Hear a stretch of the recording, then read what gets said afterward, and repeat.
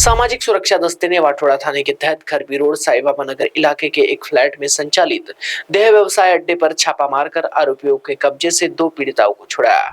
यह कार्रवाई से देह व्यापारियों में हड़कंप मच गया है। आरोपियों में नूतन सचिन कालसर्पे और उसके पति सचिन मनोहर कालसर्पे का समावेश है। पुलिस को साईबाबा नगर के मुरली माधव अपार्टमेंट की तीसरी मंजिल स्थित टाइप ए फ्लैट में कालसर्पे दंपति द्वारा 2 पीड़ित युवतियों को पैसे का लालच देकर देह व्यवसाय कराने का पता चला, जिसके बाद पुलिस टीम ने फंटर के माध्यम से आरोपियों से संपर्क किया। कथित ग्राहक के फ्लैट में पहुंचकर सिग्नल देते ही पुलिस टीम ने फ्लैट में दबिश दी। वही आरोपी महिला नूतन कालसर्पे उसके फ्लैट में देह व्यवसाय करते पकड़ाई, लेकिन उसका आरोपी पति पुलिस के हाथ नहीं लगा। दोनों पीड़ित महिलाओं को आरोपियों से छुड़ाया गया। आरोपी से नकदी 3000 मोबाइल और अन्य सामग्री सहित 28,000 रुपए का सामान जब्त किया गया।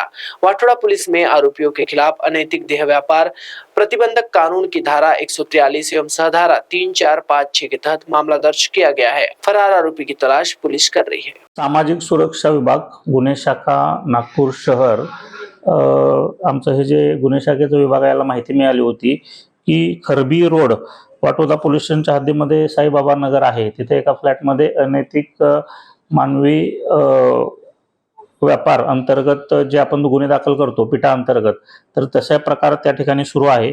त्यामुळे पंचासह आमची जी सामाजिक सुरक्षा विभागाची जी टीम आहे त्या टीमने त्या ठिकाणी जाऊन छापा घातला असता त्या ठिकाणी सदर तशी घटना घडत असल्याचं निदर्शनास आलेलं आहे। त्याच्यावरून त्या ठिकाणी जो मुख्य आरोपी होता नूतन काळसर्पे याला ताब्यात घेण्यात आलेला आहे आणि त्याच्यामधला एक आरोपी अजून वॉन्टेड आहे। त्याचबरोबर त्या ठिकाणी 2 पीडित ज्या महिला होत्या त्यांना सुद्धा आपण हे करून त्यांच्यावर सुद्धा पुढील कारवाई करण्यात आलेली आहे।